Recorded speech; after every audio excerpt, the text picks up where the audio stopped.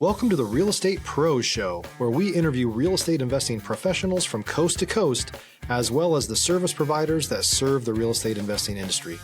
Our goal is simple: share what's working now to help you improve and scale your business to the next level and meet the pros that can help you get there. Real Estate Pros is powered by Investor Fuel, America's leader in helping real estate investors and professionals build the business you need to live the life you've always dreamed of.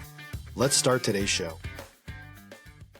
Property insurance for real estate investors doesn't have to be difficult, but it does need to be there to protect you when you need it. MyInvestorInsurance.com not only provides insurance at 15 to 30% cheaper than traditional agencies, it's built specifically for real estate investors like you. You can set up an account in about 2 minutes, get quotes on properties, turn on and turn off insurance for your fix and flip or rental properties in around 2 minutes without having to talk to anyone directly, all through our portal. There's no better way or faster way to make sure you've got the coverage you need to protect you, and no more lengthy policies either.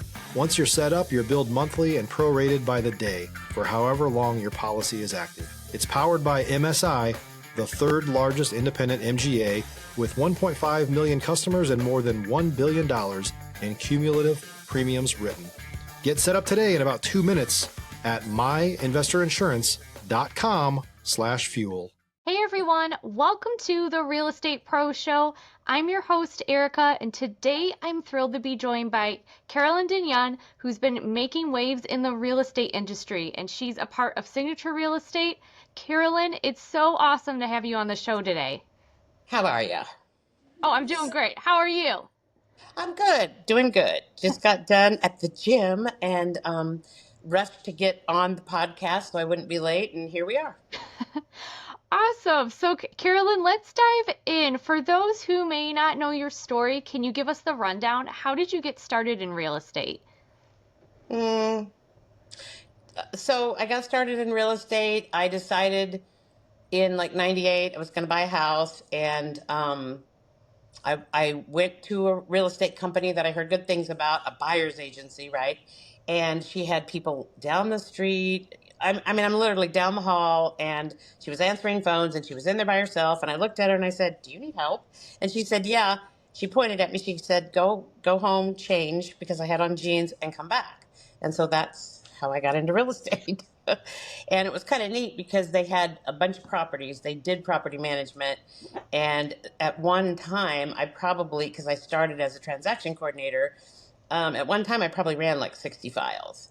And, long story short, they were in Anchorage, and the Valley, which went in to buy a house, and I found a house I wanted to buy, was like 40 miles away, right? An hour or so away. And they wanted me to get my license because obviously here in Alaska, if you're not licensed, you can only do so many things. You can't really talk to people. You can't help people. You're just kind of a coordinator, in the files. So I got my license, and then after I did that, I said, "Hey, I live in the Valley. I want to sell real estate in the Valley." And they wanted me to sign a non-compete. And I'm like, "Why? You don't even sell in the Valley." And so that caused, angst. And I ended up going to a company called Gallery Homes. I was there for 8 years. I loved it. If they hadn't sold, I'd probably still be there. But they specialized in new construction. And so I left number one buyer's agency, where I did a lot of property management and things, and went over to Gallery Homes, where they did a lot of new construction. So that's where I got really good at new construction. She actually had a builder that probably did 30 homes a year. It was pretty neat. And so that's where I learned to do that. And it was really, really busy. I went through 2005, where, same thing we kind of went through with COVID. You wrote an offer before you even looked at the property. So that was insane. And then got really good, had lots of clients and lots of referrals. That's how I got through the crash, the real crash, because I don't think we're going to have another one. That was, the banks that blew everything up. And that's how I got through that. And followed the broker that I have now at Signature to a couple places, and here we are. And it's been, 23 years, I think. Stop living on an island and join the #1 mastermind in America for professional real estate investors. Investor Fuel is a community of hundreds of the nation's top investors working together to build stronger businesses and better lives. In addition to the amazing community of real estate investors acting as a board of advisors for one another, Investor Fuel members have access to 100% funding on purchase and repairs for our members only, a health insurance program, and benefits and discounts that more than pays for the membership of most of our members, meaning it's actually costing you money to not be a member of Investor Fuel.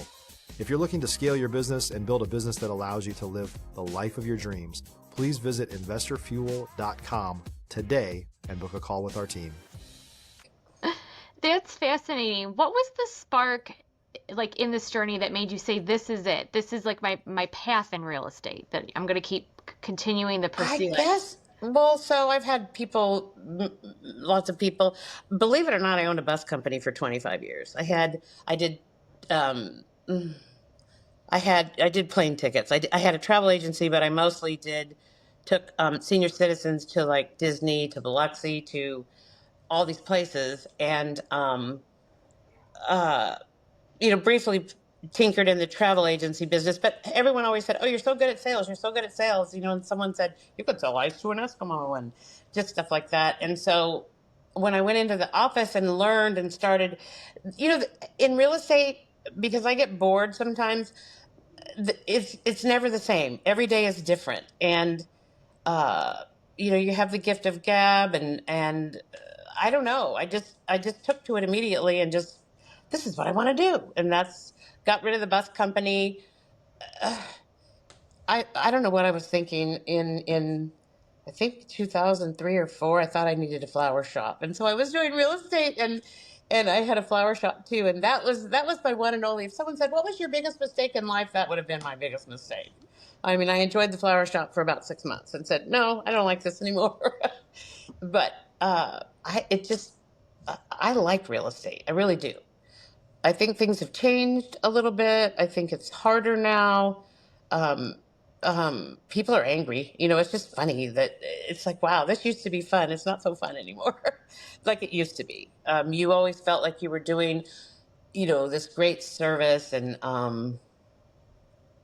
you enjoyed it. You were happy. Still am, but it's just changed a little bit. It's changed. But I still like doing it because I'm 63 now, and I had a gal. She goes, "When are you going to retire?" And I said, "I don't know, when I feel like it." Well, with all the experience that you've had, what are you doing now? Like, what markets are you mainly working in? New construction and property management. And then you're operating in Alaska, right? Yes. And I that's have gotta have found, its challenges. yeah, it has its own challenges, but I have found with the climate change and the way things are going that I actually was a buyer's agent for a long time, and then I worked briefly for a company that he mainly did listings, and I learned like how to do sellers with him, and then having builders. I like sellers, and there's a lot of people that don't, but I kind of like sellers, especially now. I still like to do buyers. I just put a doctor into a condo, and she's very, very happy. And it was like I like foreclosures, and I like flips. And she moved into a condo where she had to do like painting, flooring, things like that. She went conventional, and I mean, I still like doing things like that, but it's not just your cut and dry. A buyer called, and they were going to go look at houses, and looking at houses is like the least of our job. People think, "Oh, I want to go show houses all day." Well, that's not really what we do. I mean, we do in the beginning, but it's not really what we do. So yeah, my focus is probably new construction and property management. If you're looking for consistent, high-quality leads, look no further than Investor Machine. Investor Machine isn't just another agency. It's the most sophisticated, data-driven lead generation company on the planet for real estate investors, and serves the role of being not just a lead generator for your business, but a marketing partner that is helping you achieve your goals along the way. Go to investormachine.com to learn more and schedule a call with our team today.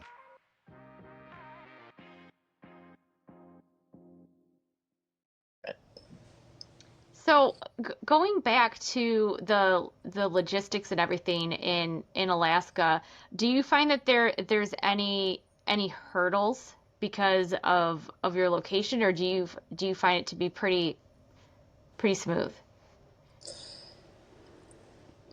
I think it's pretty smooth, and maybe it's because I've lived here since '98, and it doesn't seem like a big deal.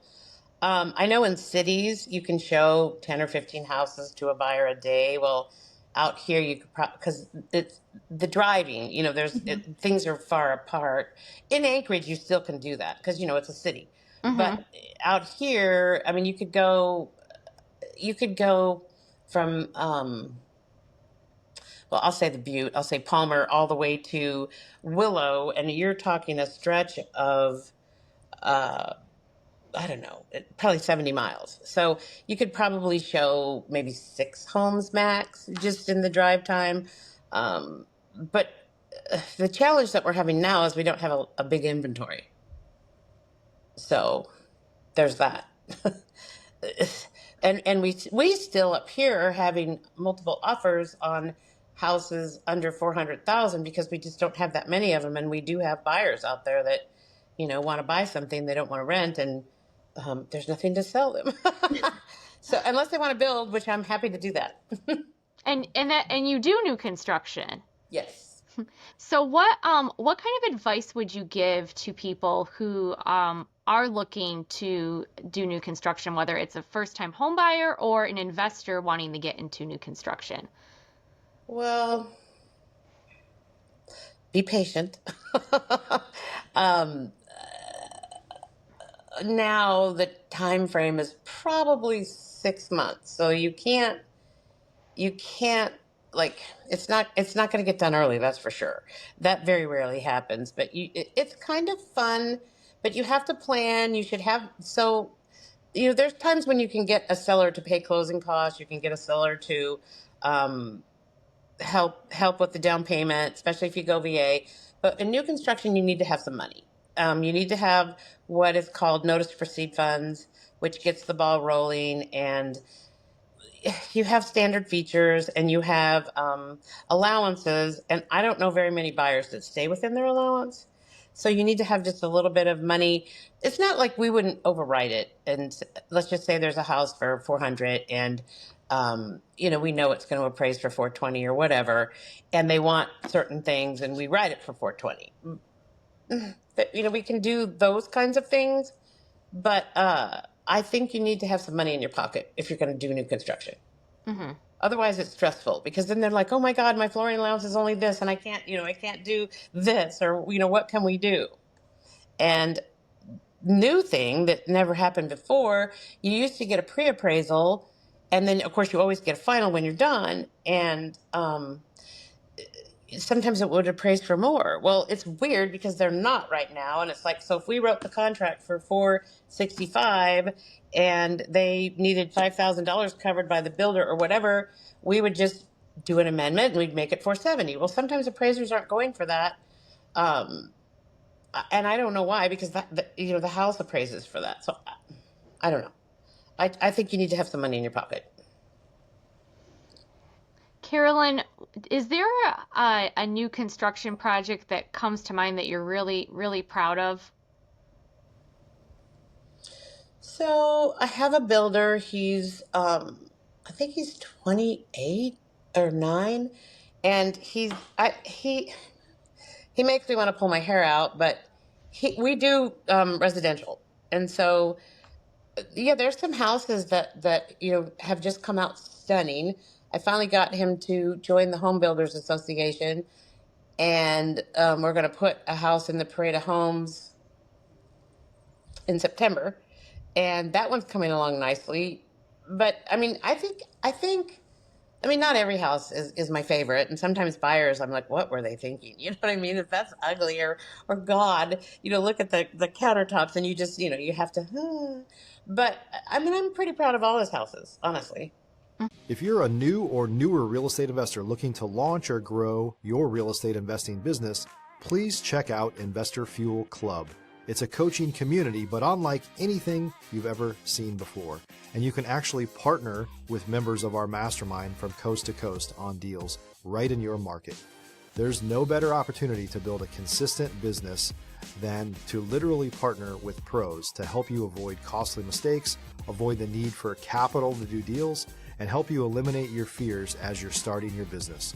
Learn more about Investor Fuel Club at investorfuel.com/club.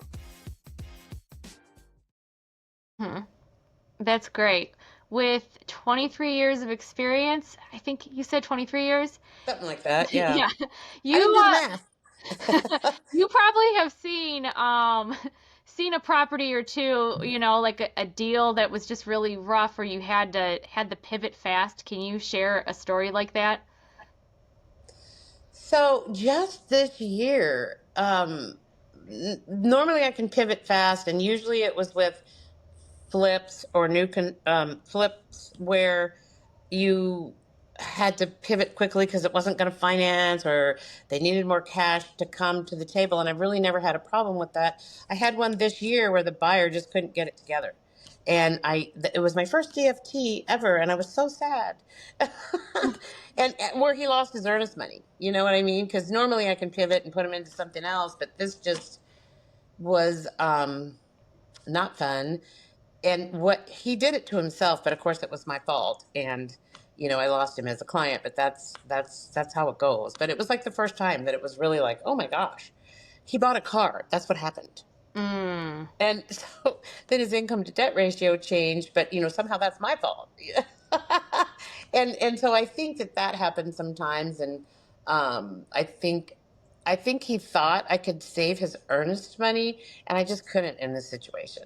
It the other side had called and said, well, what happened, and the lender, wasn't going to, lie for him, I guess, or whatever. And he just said, well, he bought a car, and so we're having issues.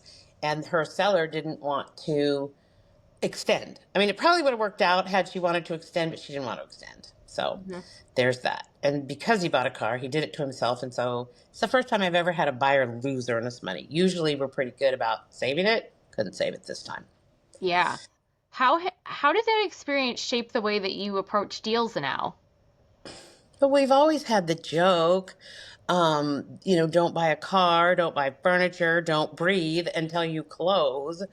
So I'm pretty good about telling people not to do that, but now I'm extra careful, and it's a good story to tell new realtors, because I just heard someone the other day, they were getting ready to close on their house and they were going to go buy furniture, and I just happened to overhear it, and I'm like, don't you do that. Don't do it till you record, because you never know when the bank is going to pull like their final, and look at what you've done. And if you put it on a credit card, you could just screw yourself right out of a house.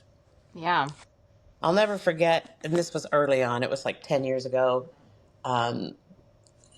We had a buyer who went out and bought a Hummer, and he came in and he was so proud of it. And I just looked at him, and because he was tight, and I said, I am so sorry. I hope you enjoy. And it wasn't this mean, but I said, I hope you enjoy living in your Hummer, because you're not going to be able to buy that house now. And he's like, what do you mean?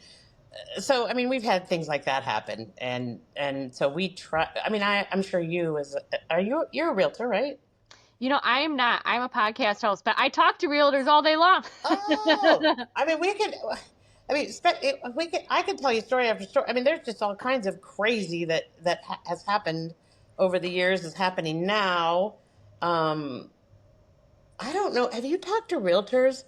I think we briefly talked about this in the warm up, where you have a house, right? Mhm. And it's $600,000, and it's rough because you can only do condition, location, and price. And if you have a seller that can't do anything about the condition, you can't do anything about the location, but you can do something about the price. They don't want to drop the price, but it's not priced.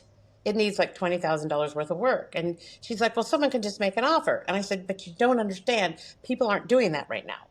They're just like not looking at the house, or they're thinking, oh, the seller's not going to accept a lower offer. Or I don't know what's going on. Have you heard that from other realtors around the country? I mean, I know some stuff's been really weird right now. I will say that people aren't behaving how you would expect. They're not. I mean, and I'm just like, I mean, I still have the mindset that if I went and looked at a house with a buyer and I thought it needed $20,000 worth of work and I thought it might be a little overpriced, I would make an offer. But I don't know what's happening because that is not happening. And I'm like, they're not. It has to be priced. It's like buyers are conditioned somehow. And I don't know how that happened in what, 2 or 3 years, but it's like, well, if it isn't priced what they want it to be, they're not going to make an offer and they move on.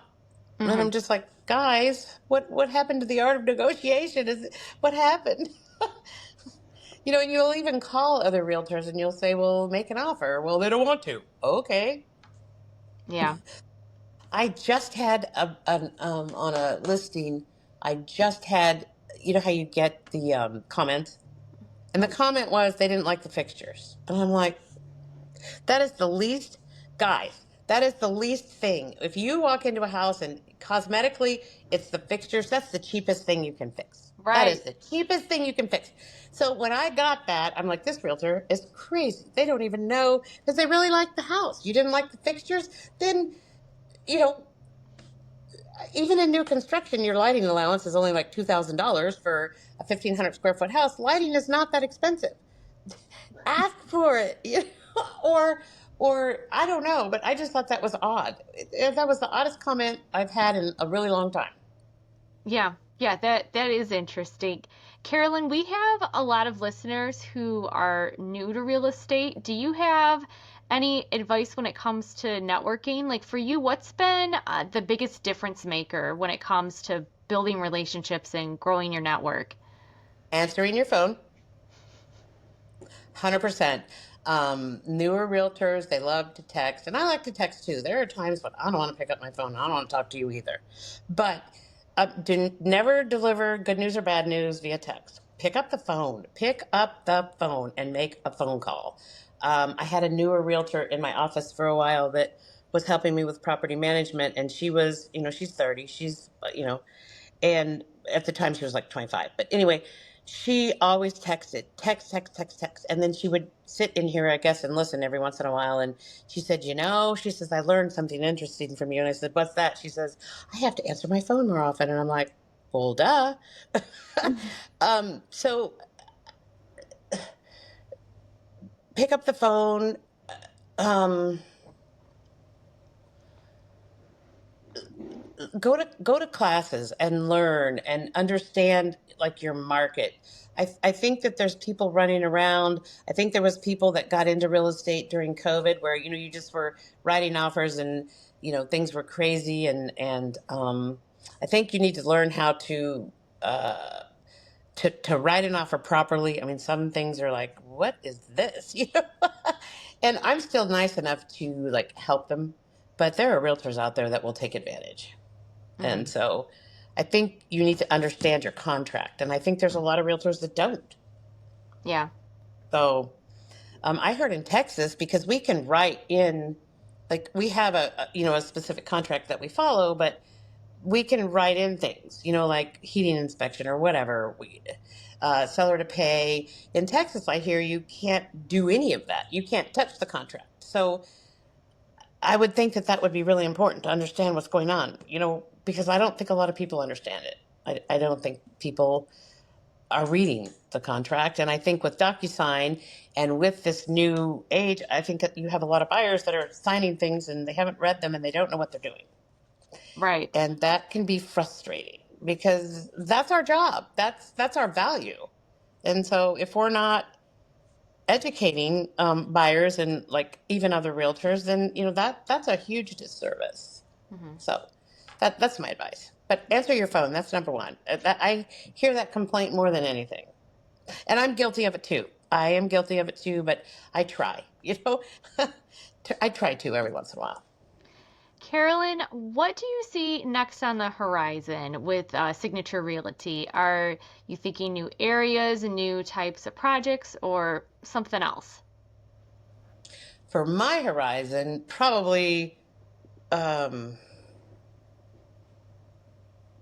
I don't know. I'm kind of just hanging out and doing what I'm doing. And I mean, like I said, if I had something on the horizon, I don't know if I'd necessarily want to be a coach, but I think teaching would be good. I think there's a lot of things that go on in property management that other realtors don't understand. An estoppel being one of them. I don't know if that's a familiar term to you, but when you're selling like a like a fourplex or even a duplex, there's leases involved and there's things that you need to know. And every state's different. I'm sure every landlord tenant act is different, but I think that there's a lot of things in property management that can be taught to realtors that don't know what they're doing, or don't understand how or how a fourplex or something like that, a sale works. I don't know. I don't really know. That's a good question. I think that we need to get some of these new realtors over the hump of, oh my God, the interest rate's so high. No, it's kind of normal for if you average it out over 30 years or whatever. It's a little bit high right now. I wish it would go to like 5, and then that would be fine. But I don't know what's in store. I can't say. I'm kind of like everyone else going, okay, what's going to happen next? Because it's kind of interesting, really. Mm-hmm. Carolyn, So before we wrap up, if someone wants to reach out, connect with you, learn more about Signature Real Estate, what's the best way to get in touch? probably a text or an email. Um, uh, like I said, I try to pick up the phone. I don't always pick up the phone. Like I can see that I've had several calls like, well, we're engaging. And so I would say the fastest way to get to me would be to text me. Awesome. Carolyn, thank you so much for sharing your journey and your insights. We're just really happy to have you here. It was awesome, Carolyn. Well, thank you. For those of you tuning in, if you got value from this, make sure you're subscribed. We've got more conversations coming up with operators like Carolyn who are out there partnering with incredible real estate agents. We'll see you on the next episode. Thanks for joining us for today's Real Estate Pros Show. You can learn more about the amazing benefits of the Investor Fuel Mastermind community, including surrounding yourself with hundreds of other rock stars, 100% financing for your deals, and members-only discounts from vendors you're likely already using that, as a member of Investor Fuel, will save you more than the cost of your membership. Visit investorfuel.com to learn more. If you're interested in joining us as a guest of this show, please visit investorfuel.com/pros to apply. You can also check the show notes for access to free resources, how to get access to world-class lead generation, and much more. Don't forget to subscribe so you never miss another episode. Have a great day. We'll see you on the next show.